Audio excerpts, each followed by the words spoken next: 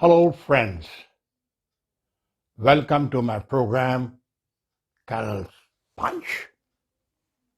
Today, I'm going to speak to you on the Maratha warrior queen, Rani Tarabai. Rani Tarabai was a very courageous and valiant lady. She was at a time in Maratha Empire when things were not really going well. She rose like a phoenix and saved the Maratha Empire from a near collapse.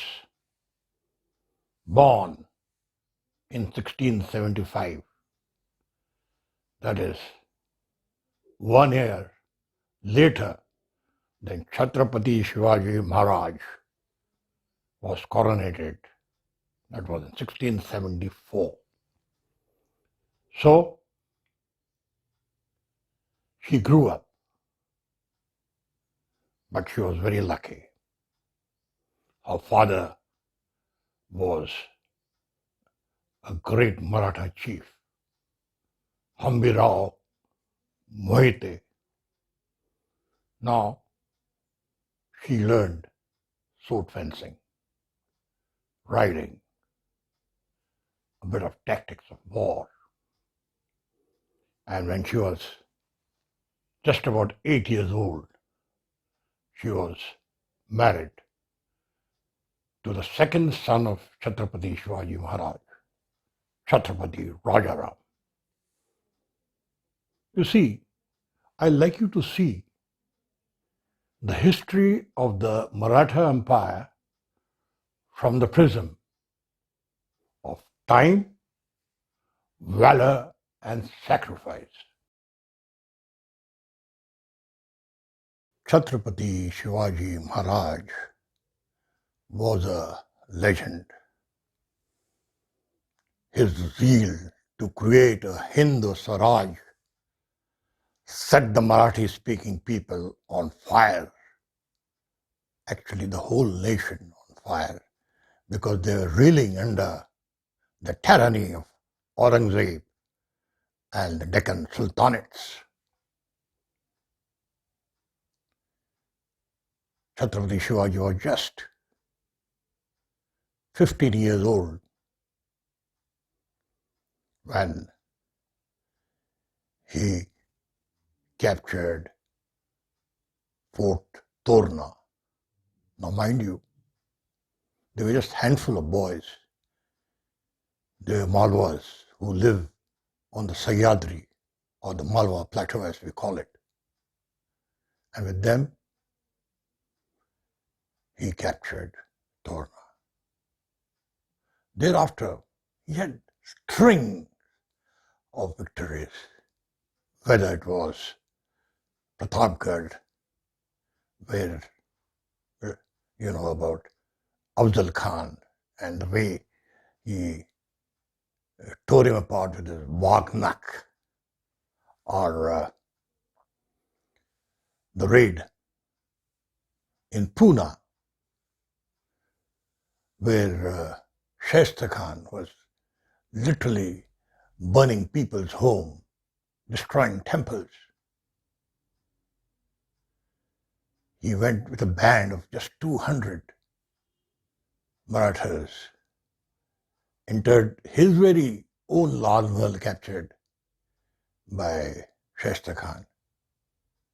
And Shaista Khan was shocked because he was having nearly 50,000 troops around. And with 200 men, he entered the Lal Mahal, and Shaista Khan ran. Shivaji cut his fingers, 3 fingers. Now that set the Mughal Empire also against him. Therefore, both the Mughals and Deccan Sultanates now were gunning for him. Shivaji had raided down south, down to Surat and actually had sacked Surat. And with all its wealth and horses, now he was standing upright.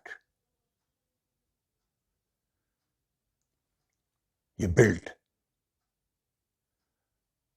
a strong force. His entire strategy was on holding 350 near about Sahyadri forts. And from there, he started his guerrilla warfare. He was very famous for guerrilla warfare. He used to raid, surprise attack, and the huge armies of Mughals, our Deccan sultanates, we just kept napping. His successes were too great. So, but he was also a diplomat, a very big diplomat. He played between the Mughals and the Deccan sultanates. He was friendly to both. He was a fort of both. He was an absolute crafty gentleman. He had his aim very clear, spelled out. Hind Swaraj. Yes, Aurangzeb sent Jai Singh and a Rajput. Shivaji did not want to have Indian blood flow. And he signed a treaty and handed over about 20 forts. And then he was invited to meet Aurangzeb, Alamgir, the Badshah of, in Delhi. Aurangzeb had a very big army, 500,000. He was looking after about 150 million people and a great empire he had created. But people were all even, the Mughals, Sardars and Deccan sultanates and the Hindu kings, they were scared of him because of his jizya attacks. He had killed his own brothers. He had Shah Jahan, his own father in jail. So therefore, there was an uprising within everyone. And when Shivaji went in front of Aurangzeb, he refused to bend. And it was Aurangzeb's 50th year. He was 50 years old and he was celebrating. He got a shock. 11th, on the same day, Chhatrapati Shivaji was arrested. He was imprisoned. It was 11 June 1666. But as I've told you, Shivaji was Shivaji. He, with a son, again just about 9 years old, escaped from the mighty Aurangzeb, Alamgir. And that was the turning point in the Maratha history. He escaped from Agra, went towards Mathura. The whole Mughal army was searching for him and reached Raigad on 19th August 1666. Thereafter, those forts which he had lost, he immediately captured them. He was very courageous. And he had a band of very good people. In 1674, Shivaji Maharaj was coronated. He became a king, a ruler of the Maratha people in his own right. And that day, he issued a Sarna Mudra, the gold coin, in which it was written, he Shivaji Maharaj, son of Shahaji, hereby will rise to protect each one, the people, and his kingdom will grow like the crescent moon. His prophecy was coming right. But then he knew that Aurangzeb is going to come down to Deccan and punish him, destroy the empire. He was a military genius, absolute military genius. So he decided on his Dakshin, south, conquest. His eyes were very clear to go to Fort Sinji. Now, Fort Sinji was near Vellore, in between Pondicherry and Madras, now Chennai. A very strategic place. Now, the fort itself was very big. It was nearly about 30 square kilometers and it had huge walls and a moat. As I have told you, Shivaji Maharaj did not have to fight much because the people were with him. The Nayaks, the Rajas, and in a very short time he got hold of Vellore, this fort, and he fortified that fort. His father had captured Tanjore in south, and his half-brother Venkoji was now the ruler there. Venkoji was not prepared to place second. So therefore, Chhatrapati Shivaji, he sent his general or chief, Hambir Rao Mohite, the father of Tarabai, to capture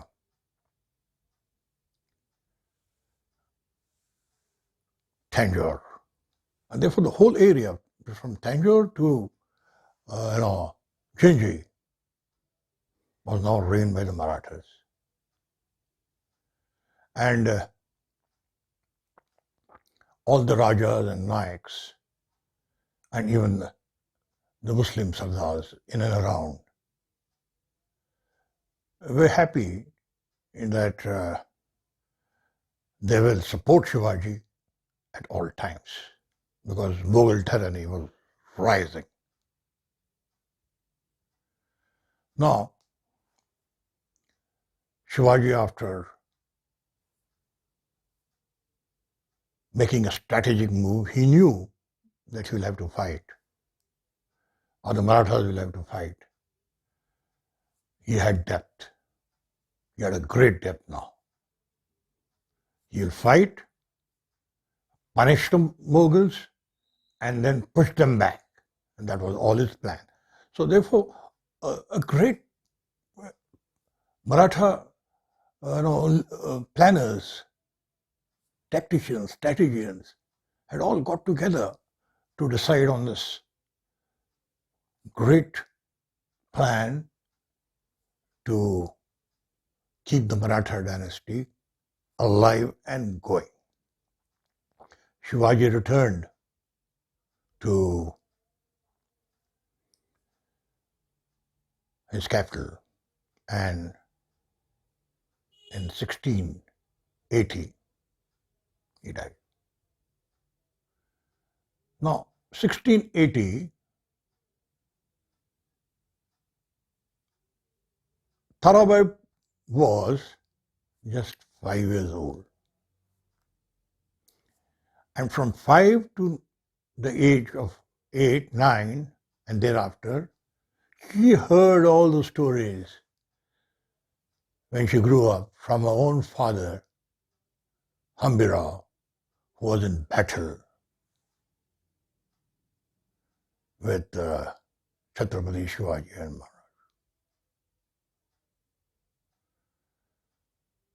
The death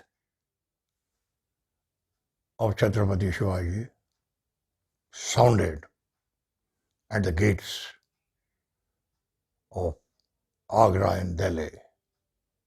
Aurangzeb was very happy. Now he sounded his drums. His vision of pan-India, of pan-Hindustan came forward. He started his move with 500,000 soldiers, cavalry and big guns to the Deccan. By then, Shivaji's son, Chhatrapati Shivaji, had taken up the reins. Now, he was a fighter. From 1681 to 89, that round about 8 to 9 years, he fought over 110 small battles, created hell for both sultanates, Mysore, Portuguese, the Sinjis, and with Hambir Rao Mohite, he ransacked Burhanpur. Now that was a very big post, trading post. There were about 15 huge trading points there. Aurangzeb would take no more. He decided that he must get somebody, dead or alive. In the meantime, he did two things. In 1686, he captured Bijapur, so one sultanate gone. 1687, he had Golconda in his hand. Now he was free to go for somebody. You know, he had sent a pincer movement. One through Satara, Panhala and that side, or Karnataka to surround him, and the other through Konkan. At the Battle of Y in 1687, his general Hambir Rao, that is, Rani Tarabai's father, was killed. It was a serious jolt to the Marathas. But the brave Sambhaji went on to fight other battles. He was given away his position and he was trapped at Sangeshmeshwar. Aurangzeb was not able to kill Shivaji, but his son had also come to Delhi and they had escaped. He had that in mind. He wanted to crush the Marathas, so he brutalized. He was absolutely brutal to somebody. His tongue was cut, his eyes were gouged. He was skinned alive and then cut into pieces, thinking that it will break the spread of the Marathas. But that was not to be. A year later, he got Aurangzeb, the Almagir, got a shock. He got a real shock.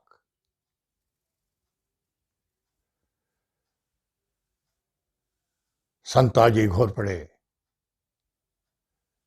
went right inside his camp, in Aurangzeb's camp. You can imagine the way Shivaji had gone into Pune and cut down his bodyguards.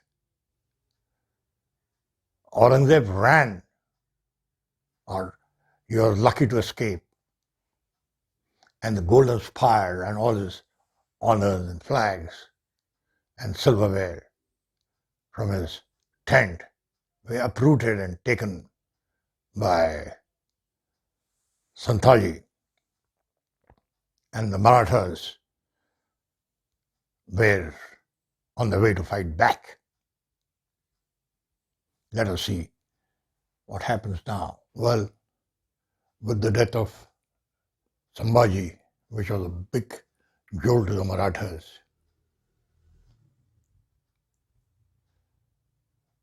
Chhatrapati Shivaji Maharaj's second son, Rajaram, took over the reins. Now, Rajaram's wife was Rani Tarabai. Now, both of them together were very powerful. They had both the experience and strategy to checkmate what Aurangzeb was thinking, that is the end of Marathas. He was actually joyful. His dreams were coming true.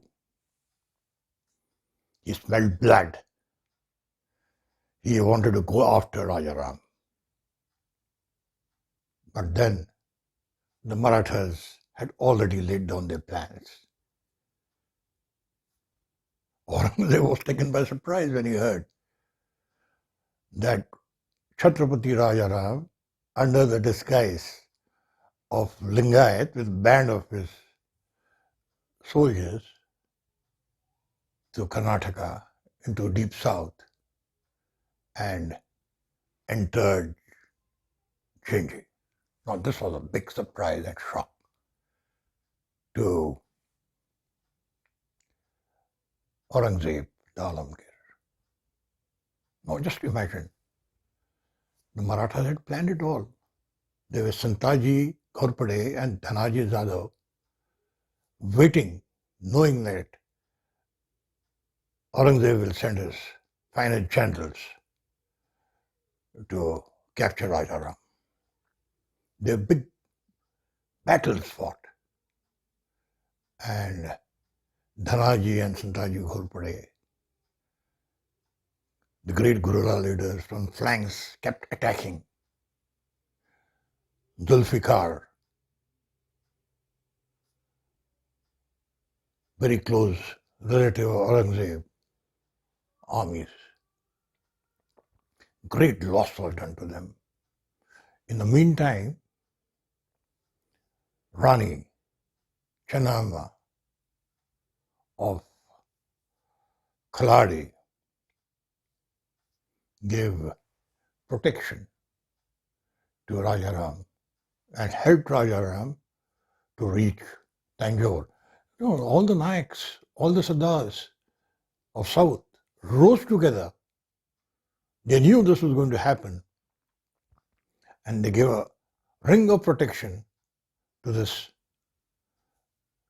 Chhatrapati Rajaram to reach safely Fort Sinji. Aurangzeb lost many generals.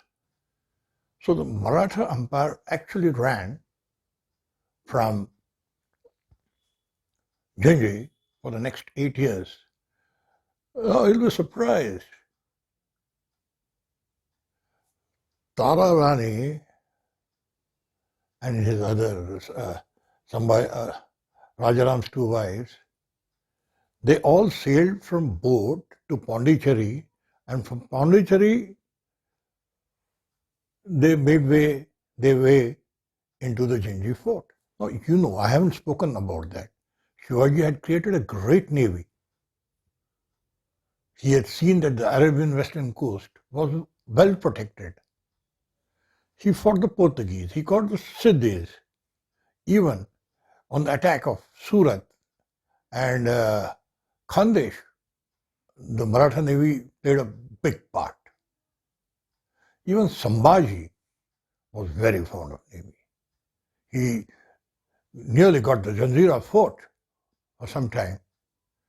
He built a fort, Kanderi, near Mumbai, next to the British. So both the English and the British were threatened by the Maratha Navy. Later, Angre came in, and Maratha had a supremacy. So therefore, the Maratha queens sailed through and reached Janjira fort. Rani Tarabai had, arranged for all these counterattacks, and slowly he slipped in. Now into Janjira also. Now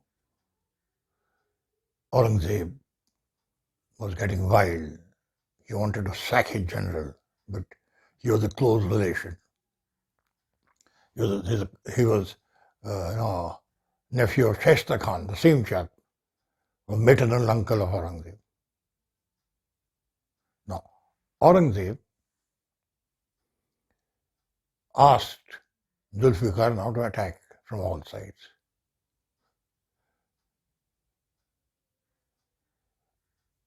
Santoji and Dhanaji, brother, had actually defeated Zulfikar's force. And they had come to a standing treaty. That's how Rajaram and his entire entourage got through Sinji fort safely to Satara and back to their ports. And Aurangzeb was kept shocked. When he realized it, he knew the Marathas had played a big game with him. It was like the snake and ladder.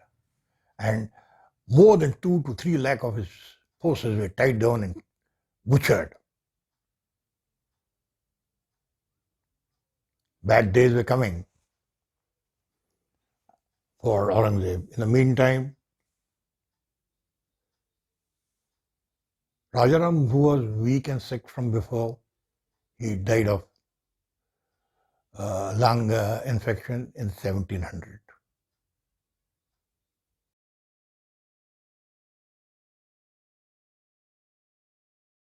As I've told you, Tarabai was just 25 then, but for the last 9 years, from 16 to age of 25, she was the one because she had a very clear strategic mind. She was a military genius. After all, she was the only daughter of the Mohite clan. So she rose. She became a regent, and her son, 4-year-old son, became the Chhatrapati. Now, she was not one to just sit in forts. She was a cavalry woman. Her brain, her strategic views were much like Chhatrapati Shivaji. So there it was. She went to Burhanpur, her armies. Her armies crossed over into Malwa and deep into, the communication lines. That was the weakest point of uh, the Mughals, because they were a big army. They always moved with their harems, and they were used to luxury and wealth and liquor.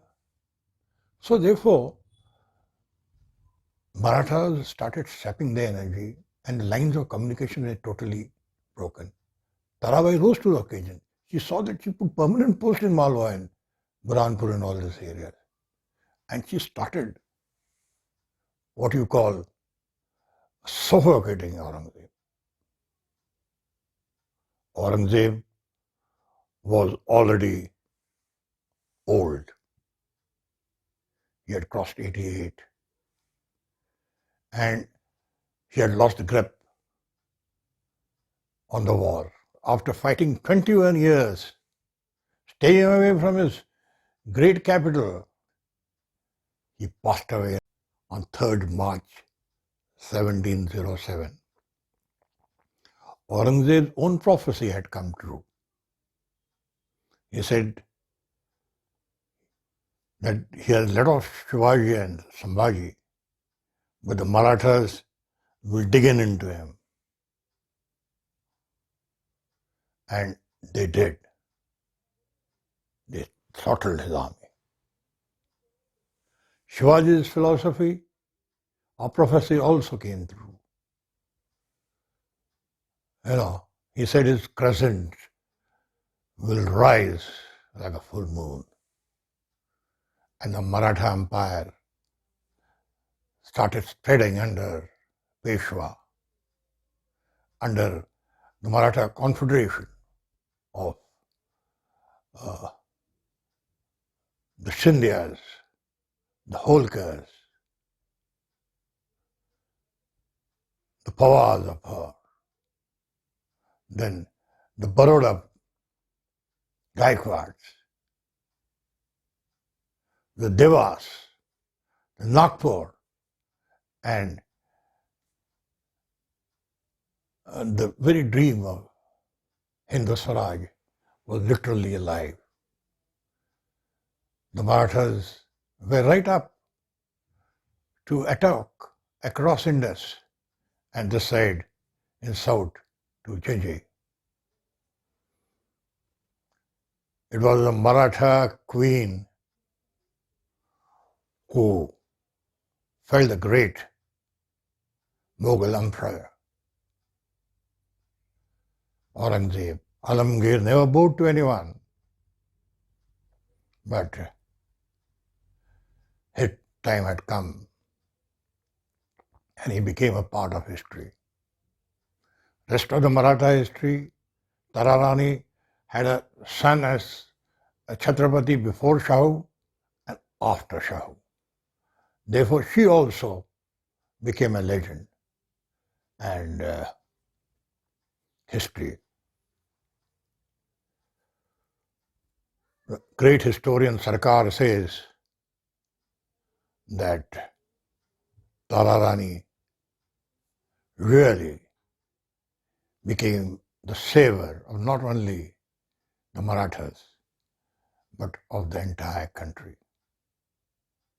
She gave that strength to what Shivaji wanted, Swaraj. Jai Hind. Jai Tararani. Jai Hind. Thank you.